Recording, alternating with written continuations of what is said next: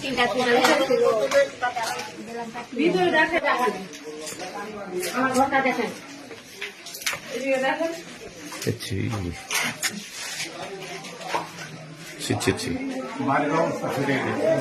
সব ফেটে গেছে, আমরা কোথায় থাকবো?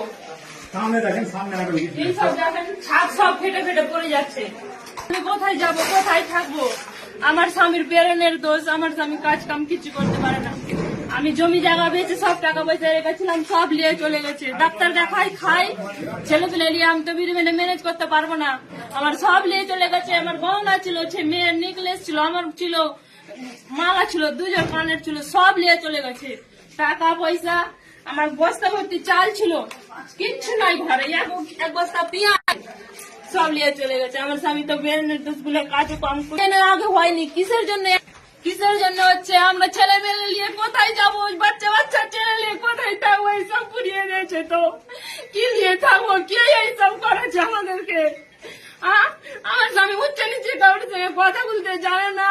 আমার ঘরে এসে সব চিন্তাই করলো, পরে নিয়ে গিয়ে না আগুন দিল, চিন্তাই করে নিয়ে গেল।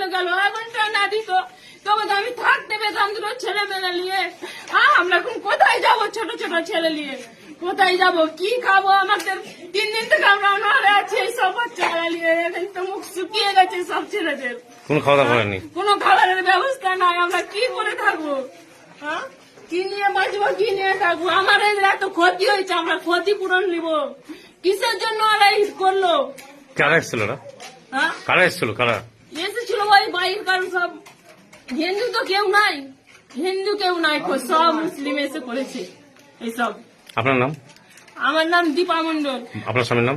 আমার স্বামীর নাম দেবগণ মন্ডল। সে তো কিছুই করতে পারে না, তার ব্রেনের দোষ। সে ব্রেনের ওষুধ খাই, ওষুধ আমি বের করতে পারিনি। সে ওষুধ সব বলে গেছে। এখন আমি ওকে কি খাওয়াবো? ঘরে টাকা নাই, পয়সা নাই, আমি কি দিয়ে কি করবো? টাকা পয়সা সব নিয়ে চলে গেছে। দেখেন, এখানে বাক্স, ওখানে বাক্স। আমার টিউবকল ছিল, সব ভেঙে ফেলে দিয়েছে। টালের ঘরে রান্না করি, ওটাও ভেঙে ফেলে দিয়েছে।